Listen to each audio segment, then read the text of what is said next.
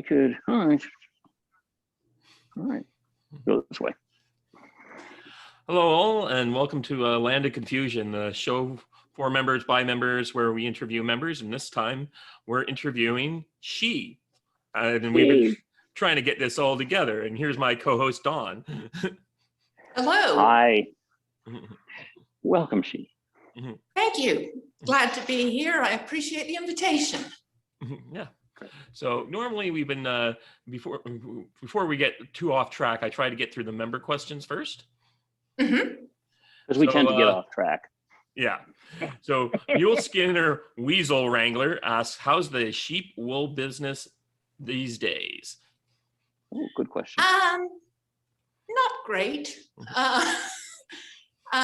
It's been sort of declining probably for a couple of decades, especially out where I am in Southwest Pennsylvania. At one point, Pennsylvania was the highest wool producing state in the country, and Washington County, which is where I am, was the highest producing county in the country. And I'm afraid that the sheep and wool business has fallen on very hard times.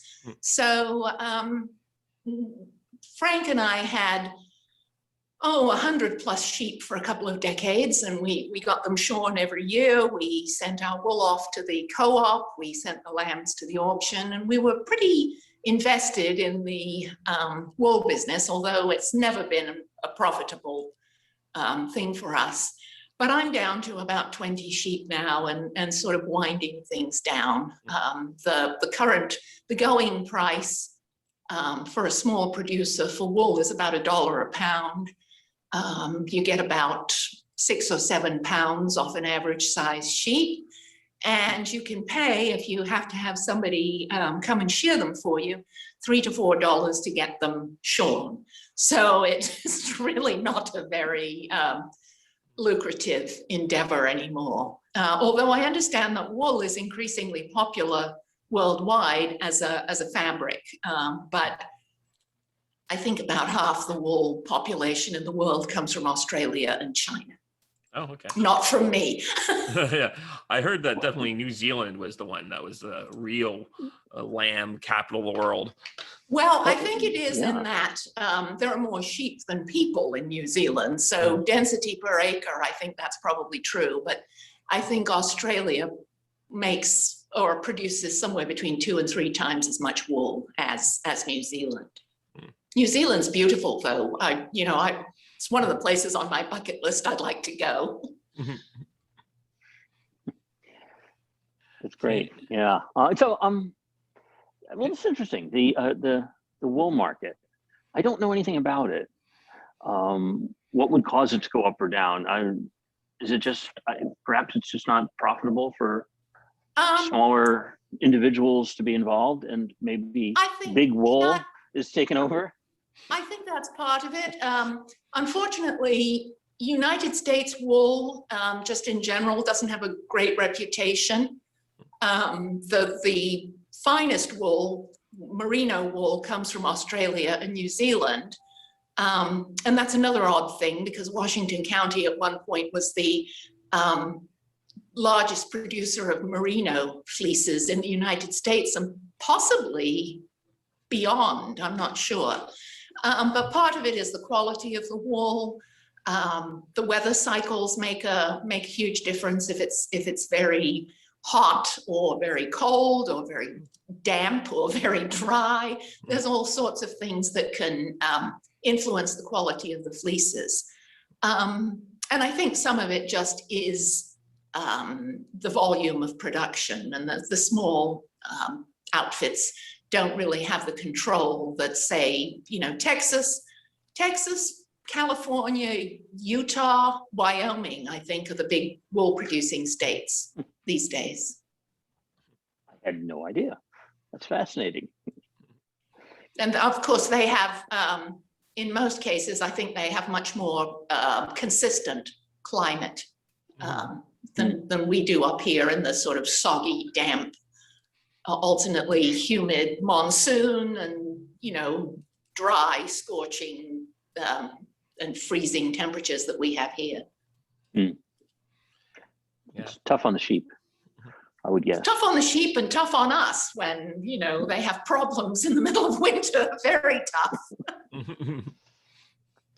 So I see that from your bio here, you ended up having a bit more of an interesting background than just being born in one place and living in one place. You've seemed to travel around. Growing up in northern Nigeria. Mm-hmm.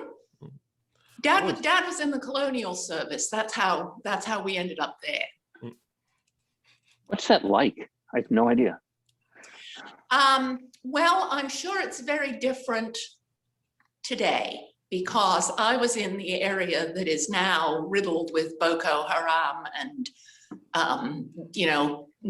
Muslim Christian violence and farmer versus city dweller violence. And it's completely different today than it was when I was there in the late 50s and early 60s. But for me, it was idyllic. It was a wonderful childhood. Free range, I think is the term people use these days, where there really weren't many boundaries or restrictions. The northern Nigeria is kind of sub-Saharan, it's just south of the Sahara. So it's hot, dry for most of the year and dusty. But there's very low humidity. And then there's a couple of months where there's just monsoons again that you just have to get used to perpetual rain. But lovely weather and wide open spaces, a lot of farmland. And then as you get further north, it gets more sort of desertified or desertified or whatever the word is, more like the desert. But just very interesting childhood. Both desert and deserted. Yeah. Right. Yeah, I don't know which is correct. They're both. Are they? So yeah. Maybe it has to do with whether or not you're talking about cake or sand. I don't know. You mentioned something about large groups of Nigerian men trying to kill you. Yes. True story. All my stories are true, even the ones that seem as though they shouldn't be. That was in 1962, 63. And by that time, Nigeria was independent. It had become independent from Britain. And it's a sad story because the Nigeria, it was thought, had a great deal of promise to actually survive and succeed as a country post-independence. Mm-hmm. But they became independent in October of 1960. And Dad was asked to stay on by the Nigerian government to help with some transition issues. And also, my dad, who's an interesting character in his own right, might be regarded, I don't know if this is the right word or not, but something of a fixer. If there was a mess that needed to be cleaned up. One Texas Ranger, one riot kind of guy. Yeah, yes. He, by the way, I'm going to digress here for a minute, which should surprise everybody.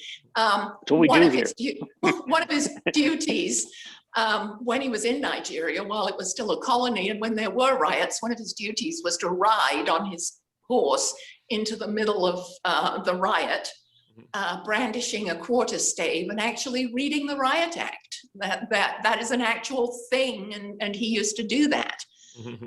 But after independence, he was kept on in Kano, which is one of the big cities in the north. It's unfortunately now gets in the news usually when a couple of underage girls are sent out to blow themselves up in Kano Market, which is very sad because I remember that place well.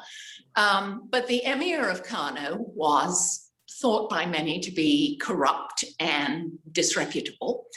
And there was a commission set up to investigate the emir, who was a very powerful guy at the time. And Dad was put at the head of this commission because he was viewed to be independent and incorruptible and would get to the bottom of whatever was going on. Well, the emir didn't take this very well, and that was the beginning of a period of about a year of my life when my mother, my father, my sister, and I had 24/7 armed guards who went with us everywhere and checked the beds at night before we got into them.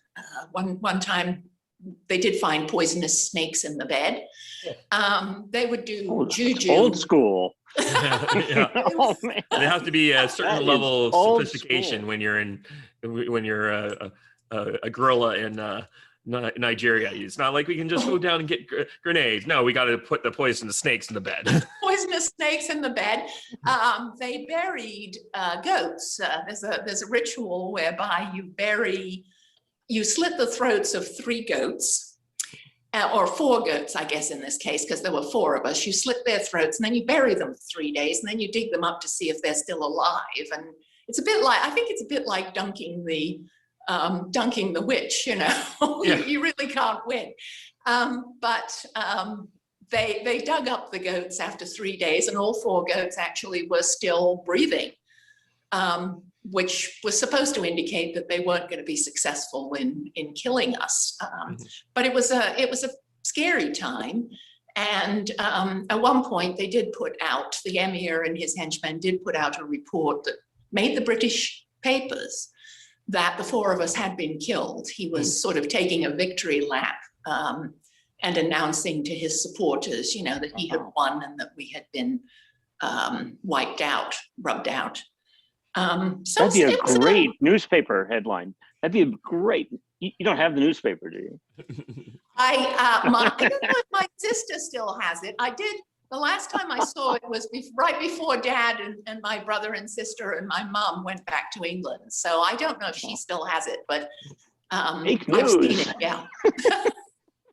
Yeah. In Thank fact, goodness. one of the other Nigerian leaders, the Sardauna of Sokoto at the time, read that and believed it and wrote to my grandmother in England offering to adopt my sister and me, who he thought had been orphaned. So we could have, my sister and I could have ended up being raised in Nigeria. I do have a Nigerian name and was officially not baptized, but officially adopted by the Sardauna when I was born. So he was very close. He and my dad were very close. So yeah, a lot of good memories and a lot of scary memories and a lot of really sad memories when I think about what's happened to the country and to some of the people I loved who were assassinated or exiled or came to a sticky end some other way. Really went downhill. Yes, yes. They were very promising because they still do have very large oil deposits there that gave them a leg up over most of the other countries. Yeah, in fact, the oil deposits probably played a role in the Civil War, which started in January of 1966. And it's very complicated sort of thing, but my dad always felt that the West, the US, Europe, the UK, backed the wrong side and, you know, kind of contributed to the mess and that they never really recovered. And Nigeria then became about as corrupt and as much of a basket case country as many of the other African republics. Well, you managed. Oh, go ahead, Don. I was going to say that's sad, but you escaped. We did escape. But yeah, actually, we left in 1963 after spending a year in the Cameroons. It was another one of Dad's jobs I forget the month, but there was a plebiscite, a referendum in the British Cameroons. Cameroons was sort of a messy history. There was the German Cameroons, which was spelled one way, the French Cameroons, which was spelled another way, and the British Cameroons, which was spelled a third way. And the British Cameroons, if I am thinking about this right, was a very narrow strip down the east side of Nigeria. Yeah, the And the French, which took over most of the Germans, as I recall. yes. But what happened in 1962 or so was that the northern Cameroons decided that they wanted to join with Nigeria. They wanted to become a part of Nigeria. And so there was a plebiscite held to decide what to do. And Dad was pretty much running it from the British and Nigerian side. And the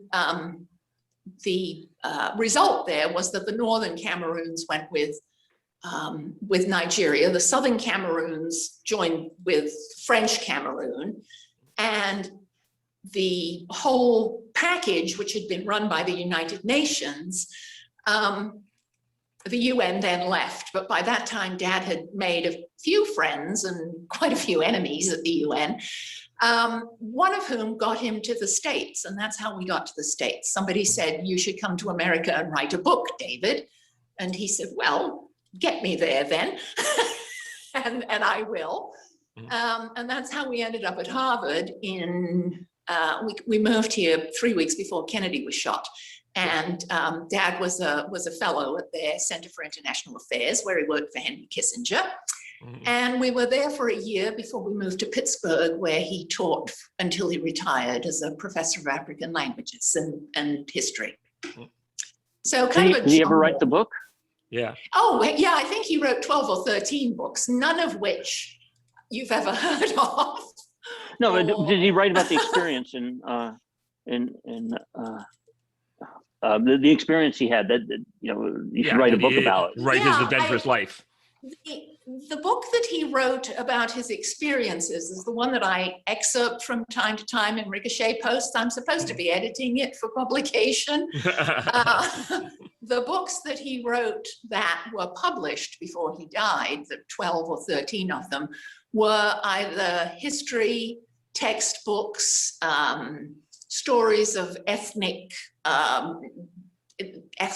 rivalries and history in Nigeria, or of the colonial presence in Nigeria, rather than personal memoirs or remembrances. But yeah, I do have his book of memoirs. We should put a pointer to it on the.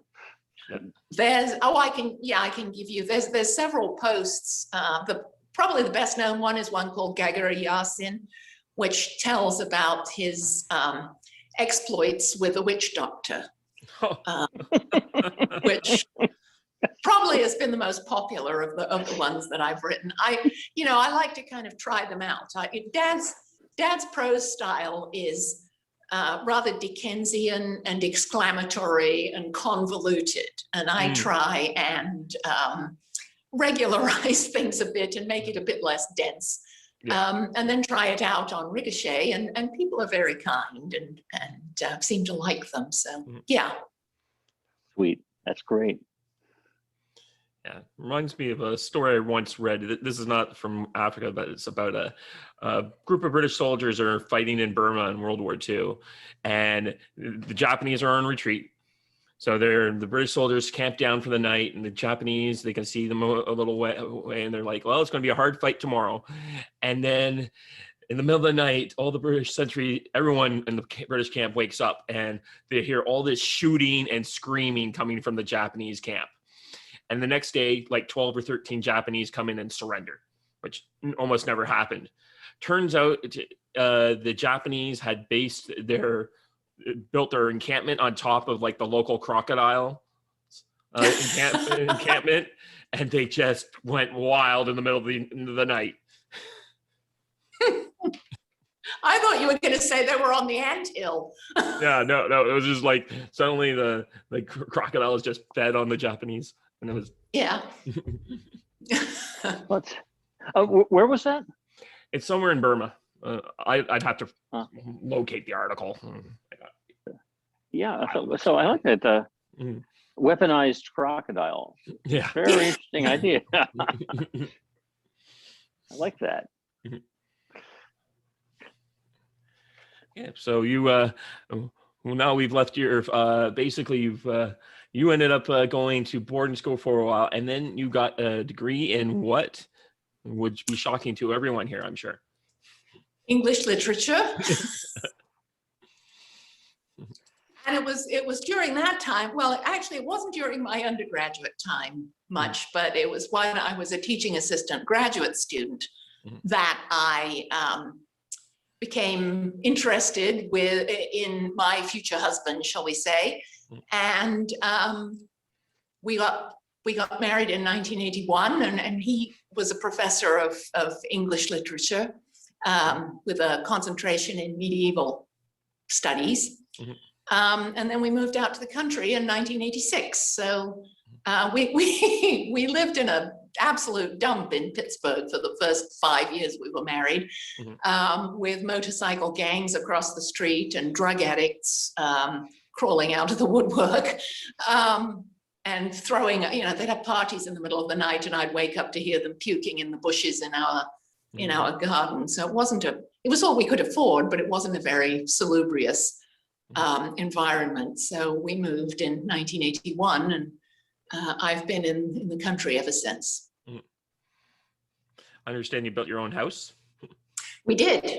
We sold Wow. the place in Pittsburgh for $5,500 to just the sort of people who should have owned it, and moved our stuff, of which we had very little, down to Washington County, rented a storage space for a year or so where we put the little that we had, and moved in a tent camper into the middle of a field where the prospective house at the time was a hole in the ground.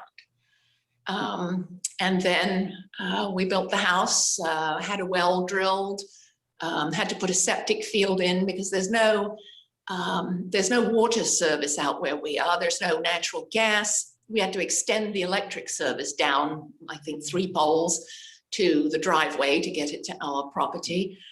There's no cable, there's no Fios, there's no DSL. It's not super remote. It's only about an hour from Pittsburgh, but it's rural, which I like. I've been to rural Pennsylvania many a time. It's a different place. I mean, just driving in, I do know there's places you can go to where there aren't trees everywhere, but most of Pennsylvania is trees. Yes, Pittsburgh, I think, is the city regularly wins the trophy or whatever it is they give you, the Golden Tree Award or something, for being the city with the most greenery and vegetation and trees in the country. And one of the reasons I think that my parents stayed in this area after we came out in the end of 1964 or the beginning of 1965, and Dad started teaching at Duquesne University. They liked it because of the hills and the trees. It reminded them a bit, I think, of England, and even more so perhaps of Wales. So, it's very, very wooded, and I have 30 acres and about, 2/3 of it, I should think, is wooded, and the rest of it is pasture. But the other thing I like about it is it's got a lot of historical associations. It's a historic area. It's the place where the Whiskey Rebellion started. There's a lot of Revolutionary War history. And interestingly, well, the words you never want to hear, somebody who starts out something saying, this will interest you. But in the US Civil War, Claysville, which is the closest little town to us, and literally, if you blink when you go through, you miss it. It used to be a fairly prosperous little hub, mostly because of wool and mining and agriculture. But Claysville during the Civil War was known as Little Richmond because the population, several hundred, however many it was, were adamantly and fiercely pro-Confederacy. And then about 5 or 6 miles down the road is West Alexander, which was adamantly and you know, all just as adamantly pro the Republic, and was a stop on the Underground Railroad. So there, and some of those, they're not really divisions anymore, but some of those rivalries and some of that history still plays itself out sometimes. It's kind of an interesting little place to be. Cool. Yeah. You could have Civil War reenactments there done with passion. We could. I don't know if you're allowed to do that anymore. I don't know if that triggers people or upsets people. But yes, it's, Actually, you know, we've got all the. Go ahead. Sorry. No, go on. Yes, Pennsylvania is actually well known for a different type of reenactment groups down there. World War II reenactment groups. Oh yeah. And later there's like they're not like there's like an SS battalion based in Pennsylvania, but they're all like, they're just World War II enthusiasts. They're not like racist. Is that more in central and eastern PA? Because I don't know much. Yeah. A friend of mine, he goes up before the pandemic, he would go up there and referee their games because they would do war games together. Yeah. Using the old World War II rule sets. Yeah, most of that sort of thing, most of the festivals, most of the activities here tend to be Revolutionary War, craft. You know, there's a lot of dressing up and blacksmithing and spinning.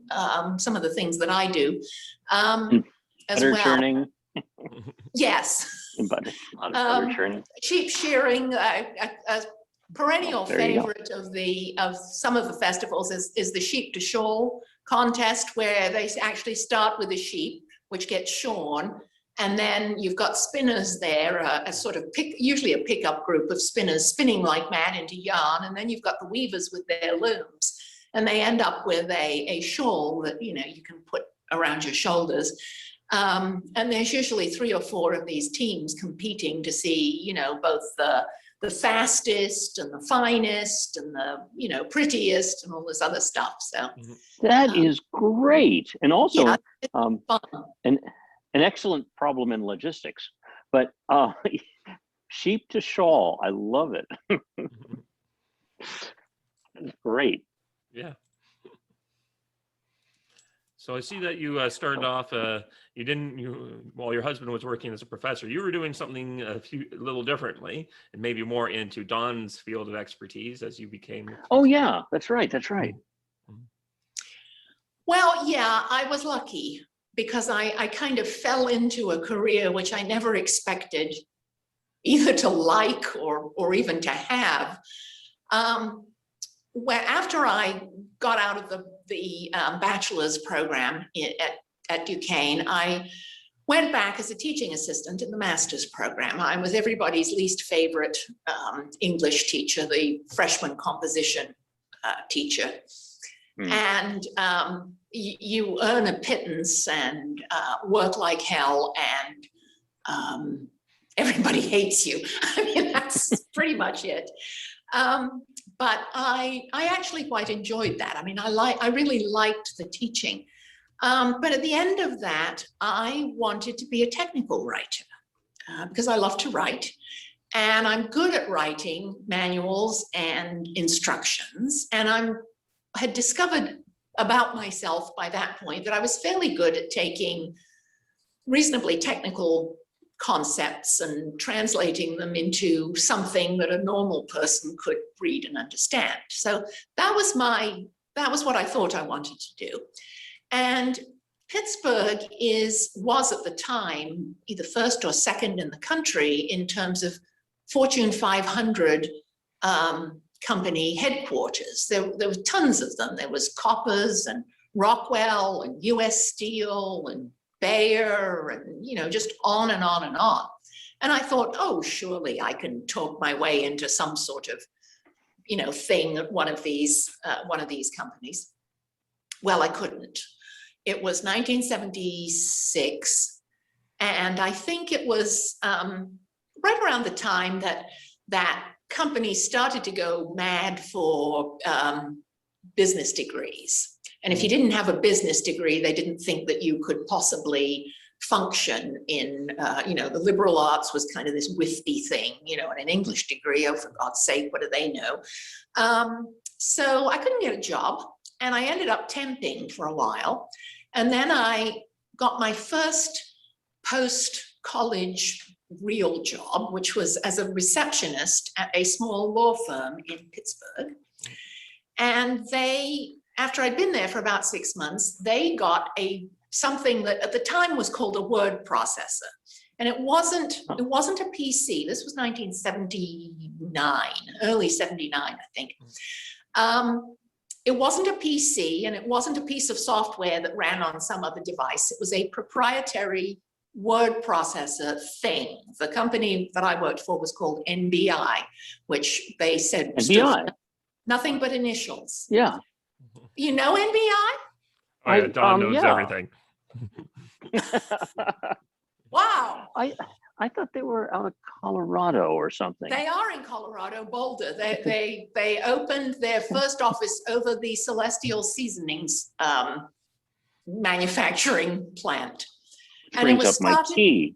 It was It's all started by connected. it was started by two guys in their garage, as the things were at that time, who invented this concept. And their first, thing that goes over the screen to sort of kill the glare, Right. was made from one of their mothers gave up a pair of her pantyhose so they could cut out the piece and glue it on the screen or stick it on the screen. And yeah, that was NBI. So the law firm. And that's what they did. They had they made a word processor. Huge product. Yes. And it was dedicated. Yes. And I don't remember much about it. I just remember that, and they were pretty well known for that. I think maybe competition, I think might have been Wang, perhaps. Yep. I don't know. Yep. And that's all I remember. Wang, Linnea was another one that was a fair. In my mind, I mean, still today, honestly, if I was a power typist at a company, I'd take my 1984 level C NBI word processor over the latest version of almost anything. I mean, it was a workhorse. It was incredibly smart. I think the most memory that one of the standalone units ever had was 64K. They came out with what they called a work group solution, the System 8, probably in about 1982 or 3, with a 2 megabyte hard drive. And we thought that, oh my God, we'll never run out of space. 2 megabyte hard drive, which I think for an NBI would hold something like 800 pages. I mean, it was incredibly efficient programming and storage, but it was severely limited. The limitation wasn't the software, it was the hardware. They couldn't do WYSIWYG. They did show Greek and math equations on the screen. I'm sorry, this is like one of my favorite things to talk about, but I'll get off my hobby horse. No. Just keep going. But, This is good. because of its facility with the equations and its ability to process and revise long documents, NBI pretty much owned the legal and the scientific markets, of which there was a great deal in Pittsburgh. So there was I working at a law firm when NBI came out with what they called stat math, which was a little, it was records processing, which was a little package that consisted of stat math and sort and select. And it gave you rudimentary calculating and selection by criteria. And I thought this was great. And I looked at what it could do. And I said, boy, it would be nice if we could automate the billing. So I figured out a way, not doing any programming of my own, but really just using the application, the capabilities of the application and knowing the process. to automate our billing.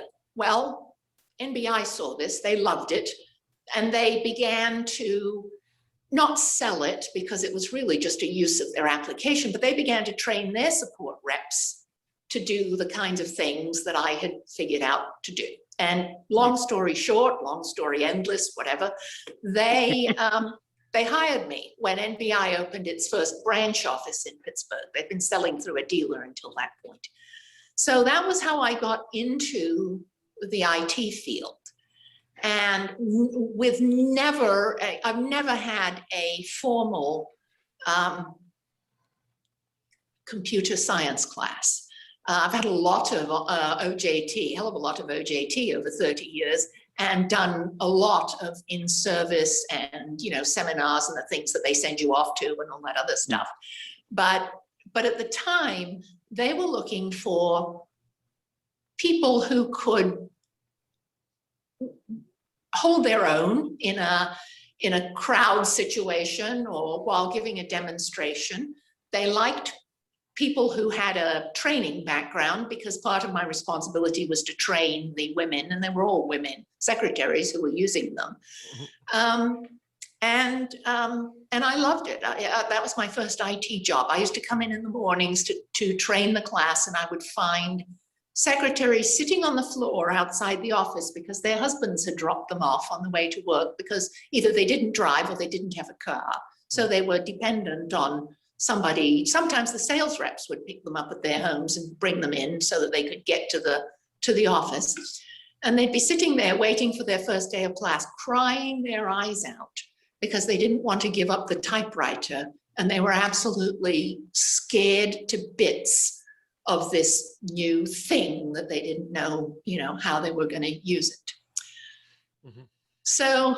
So that was my illustrious beginning, and that turned into support jobs at other IT companies and then to a hospital.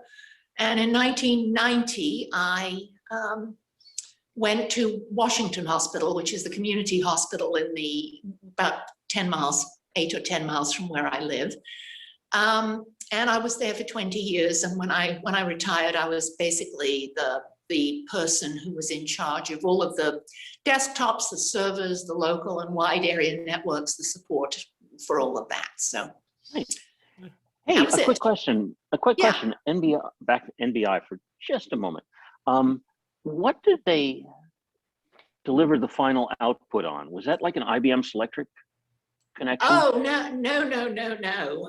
They either the dot matrix and daisy wheels to start with, either the a daisy wheel printer. Yeah. Diablo and Cume were the daisy wheels. Okay. There was one, I don't know, do you know about the twin track printer? That was a Cume. QUME was how you spelled it, and it had two daisy wheels that sort of worked back and forth. It had a wide carriage, so it had like a 18-inch carriage or something, but it only did 8.5-inch paper, because these two things worked in tandem. And it was how you could manage the scientific characters if you wanted to, or if you wanted to have, say, italics and non-italic fonts together on the same page. You could use a twin track printer, and it would sort of, the daisy wheels would sort of do this. It was a nightmare for the field engineers to get it calibrated. But if you didn't have a twin track printer and you had, you could do bold, you could do a double strike, but if you had two actual different typefaces or fonts, you had to do multiple passes through if you only had one daisy wheel. You would put the piece of paper through, you would then change the daisy wheel, then you put the piece of paper through. But mostly it was the daisy wheels. And then at some point, I think it was the Xerox laser printer, which was about as big as my washing machine, and didn't do graphics. It printed laser typeface, made doing italics and bolding and stuff a bit easier. And then if you wanted to be really sophisticated, you could have the typists with their Selectric typewriters use a special ball font, OCRA or OCRB, and you could feed the printed output into another machine that was about as big as a washing machine. This was very popular in legal circles. And it would digitize it essentially and then shoot it to the word processor. But, you know, really incredible efforts that you had to go to that today are, you know, just nobody thinks twice about. Right. I mean, I remember being a kid, and when me and my friends went to this computer store, and there was like a gigabyte's worth of data on the computer, and we're like, what would you fill an entire gigabyte of data with? And then we found out what the answer was. And it starts with a P. Well, Yeah. we started, I think, with single-sided, single-density, 8-inch floppy disks that I think held 160K. Mm-hmm. No, different world. Well, weirdly enough, magnetic media has kind of followed Moore's law pretty closely. Moore's law says the density of chips doubles every 2 years. And so the density of magnetic media has been doubling every 2 years, maybe 2.5 or 3, but it's pretty darn close. It's so close that the relationship between processors and magnetic media has not really changed since like 1950. So that's a good long time. Yeah, I don't know of another area of product where the price has plummeted to the extent that it has with magnetic storage. When I sold PCs for 2 years. So and uncharacteristically for me, I have like a steel trap mine for prices of PC stuff between about 1983 and 1984.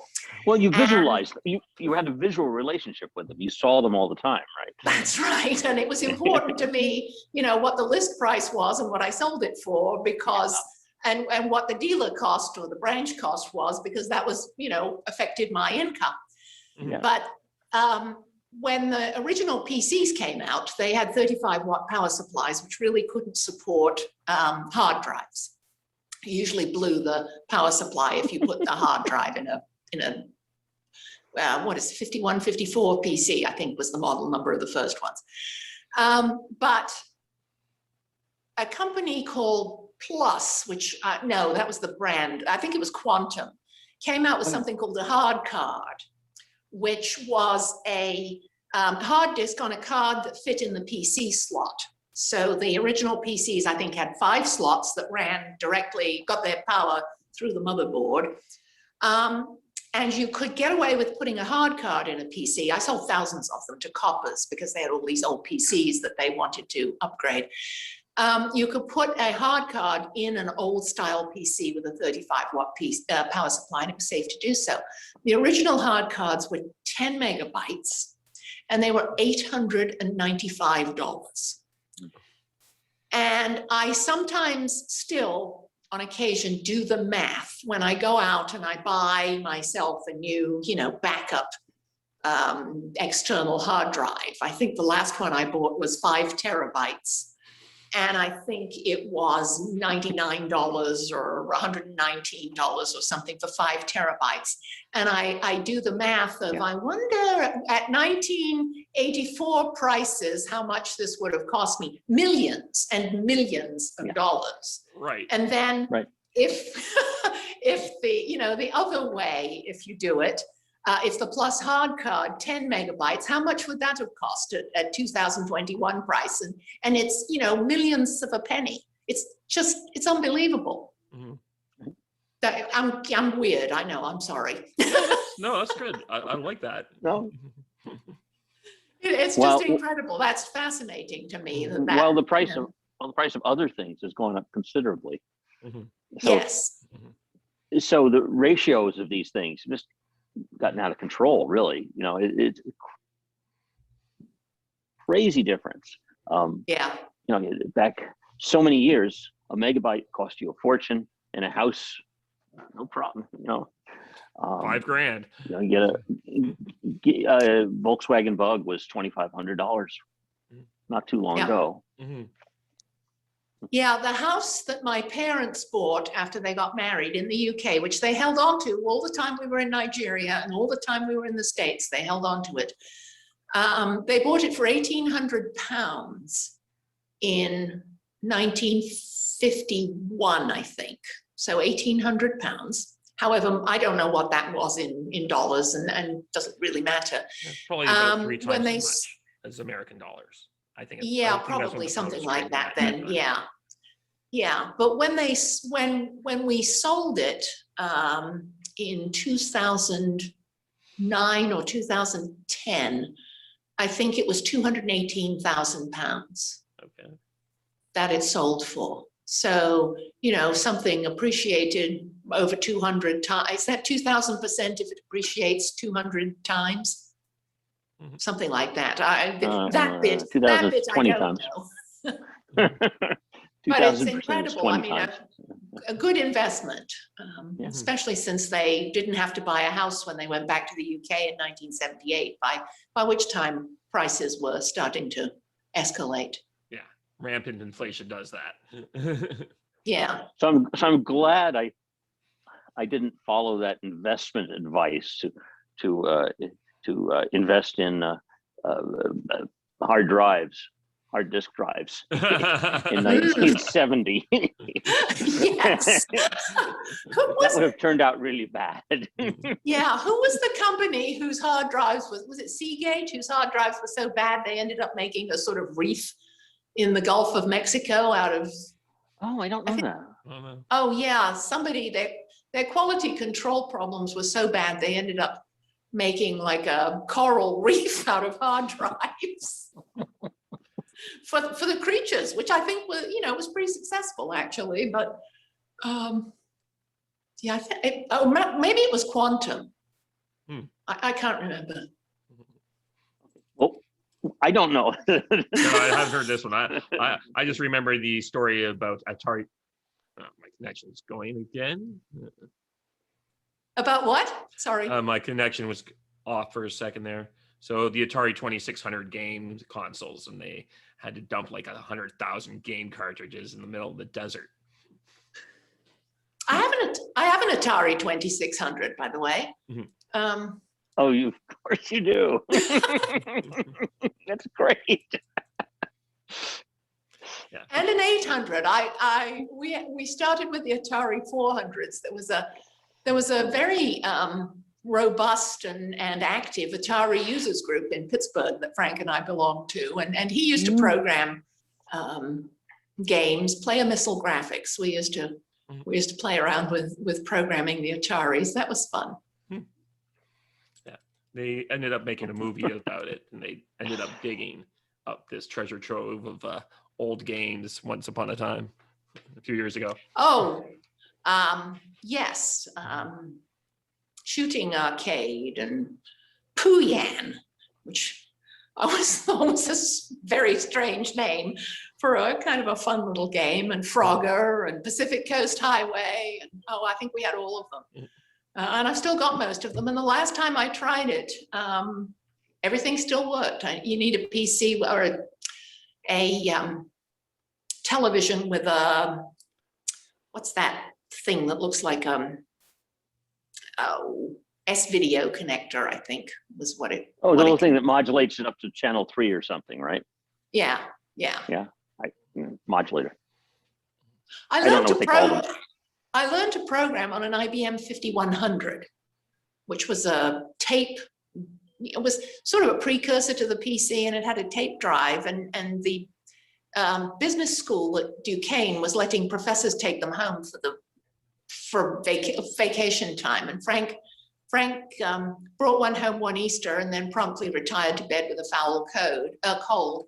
And the kids and I started messing around with it, and found a copy, I think in Compute magazine or something, of Hunt the Wumpus, which was old text game. I always know when I'm talking to somebody who like goes back a while when I say hunt the wampus, and they say, oh, hunt the wampus.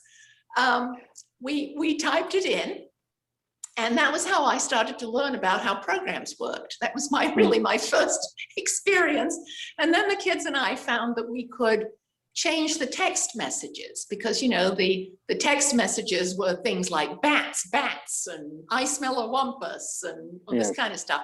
And we found out that we could change them. And the kids who were 9 and 10 and 11 at the time liked changing them to slightly kid things like I smell dirty feet and stuff like that. And that was how I learned to program. And I guess even before I got into IT. Well, Wow. I mean, I think it's actually significant for the user, because this was the first time you actually had that kind of control over a product, over a game. It's like if you had like Monopoly and you could magically change the price of all the properties or something like that. It was a certain kind of control that players hadn't seen before. And you go, well, I can do this. It's pretty cool. Yes. And the same also, I think, with the word processing in the office, was that it was the first time that the control like that had been given to the average secretary. Right? It was a bit intimidating for them at first. But if there had been any sort of office automation or computerization of documents, it was all done in the computer room by terminals. I'm trying to think, I can't remember the name of the system that Washington Hospital had when I started. It started with an S, but it was mainframe based. So there was no, as with things like the PC and the precursors to the PC, Sinclair and all those guys, there was no end user computing. And my luck, I think, my stroke of luck was getting it on the ground floor when the field really didn't exist. So I got my foot in the door and was able to grow with it. There's no way that somebody with my background, as it was then, could possibly get into the field today, because there's just too much. You couldn't assimilate everything. Right. But I was in the right place at the right time, and as it turned out, something that I loved. So it was good. Mm-hmm. Great. Let's see.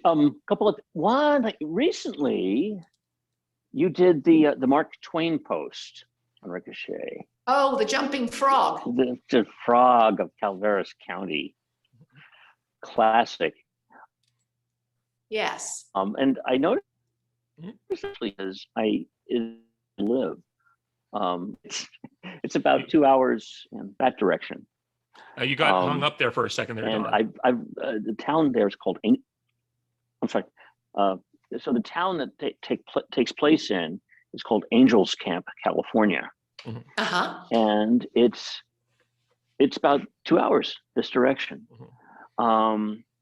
2 hours east of me, and it's a tiny little mining town. Us city folks often go up to the Sierra Mountains for skiing in the winter, and that's about a 3 hour, 3.5, maybe 4 hour trip to the east, and about 1 mile and a half straight up.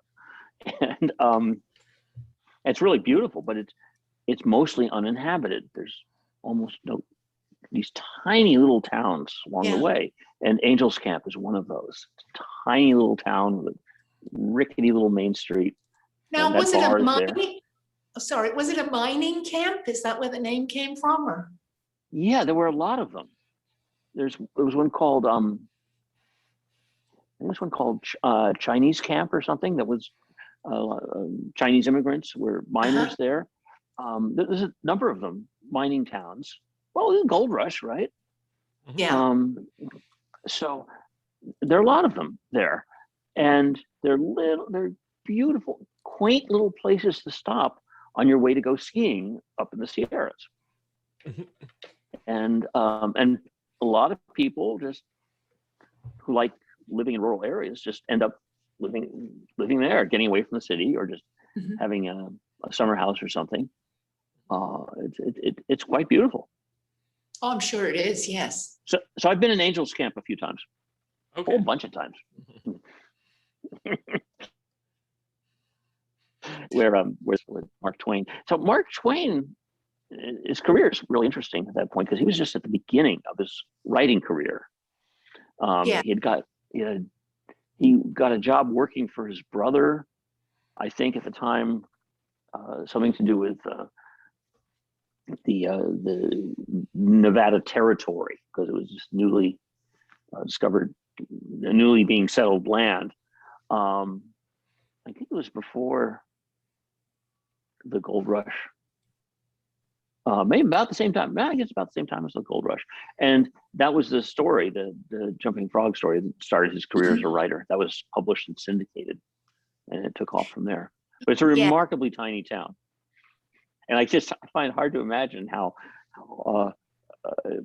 famous Mark Twain actually lived in this little tiny town. It's just, well, he wasn't mining town. He wasn't so famous then, I suppose. Right. No, he wasn't.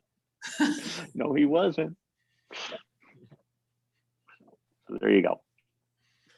So Well, are we doing time here? We gotta. we have a little bit more time. I was just going to ask She. So how did you find Ricochet? How did you come to the platform? Good question. Well, I've been on Ricochet since December of 2010. And I discovered it because prior to then, I followed Powerline. And I started following Powerline. See, everything is an organic whole with me. It all ties up somewhere. I started following Powerline because they were the guys who took apart Dan Rather's narrative about the National Guard memo and George W. Bush. And I kind of missed that as a news story when it first came out. But then I started paying attention when I heard about this, people on the internet who were debunking the story that Bush's captain, or whatever he was, the guy had Killian, I think his name was, but I can't remember his rank, had written this memo, but it looked like Times Roman, word processing font, PC, and then they started talking about IBM executive typewriters and how, a guy of that rank couldn't possibly have typed anything on an executive typewriter. And anyway, that was a slightly different font. And I was like, wow, if I looked at this memo before these guys, I probably have come to the same conclusion, because this was totally, in my wheelhouse. This was my stuff. So that was how I started following Powerline. And in the summer, it was August or something of 2010, one of the Powerline guys wrote a post and said, oh, you might want to check out this new site, Ricochet. It's been up for a few months. These are our friends, and, looks like a lot of fun. And so I did. I went and I looked at Ricochet, and I lurked for a few months. And in November 10, when I started looking at Ricochet, there was no member feed. In November of 2010, Busy System Admin, who was the precursor to Max, Busy System Admin put up a post and said, well, now this is great because you can create your own posts. We have a member feed, and you can write and, write to your heart's content. And, if you're lucky, I can't remember if they were promoted, right? If there was the possibility of promotion right off the bat, I think so. If you write a really nice post and our editors deem it worthy of promotion, you might even get on the main feed.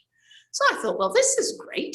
So a couple of weeks after that, I signed up, and it was because of the ability as a member to write my own posts. That's how I found Ricochet. Cool. Great. That's a memory. Busy sysadmin. I completely forgot Busy sysadmin. I have to say, I had a bit of an assist there, because on my 6th Ricoversary, whenever that was, 4 years ago plus, I wrote a post explaining all of this. And I actually went through in the post and commented on every single post that was on Ricochet on the day that I signed up. And it was quite illuminating, really, because in spite of the fact that so many people are gone, so many people are still here. Mhm. And it was interesting and kind of sweet. I never thought, I didn't think I'd be on Ricochet for 10 years, and I didn't think I'd make as many friends as I have, but I'm glad I stuck around. Right. You know what? And that seems like a great. One little thing about the Dan Rather thing. Mhm. Oh, I want to get one last little thing in. No problem. In the Dan Rather thing, people were talking about the details of the fonts and all the little, they were getting into the tiny granularity of it. It was crazy. And one person did the best debunking of it, of the Dan Rather piece. And what he did was he showed an image of the written letter, and he showed the letter done up in Microsoft Word, and it did a GIF to alternate between the two. And you could see that when you go between them, there's all the difference between them could be attributed to like multiple generations of Xeroxing it, and the actual spacing, the proportions, and all those were identical. They didn't even try, you know? And so it looked like it looked all the world like they just wrote something in Microsoft Word and Xeroxed it a few times for some cruft. The narrative was right, so who cares, right? Doesn't matter if the facts are true or the narrative is right, story's right. Yep.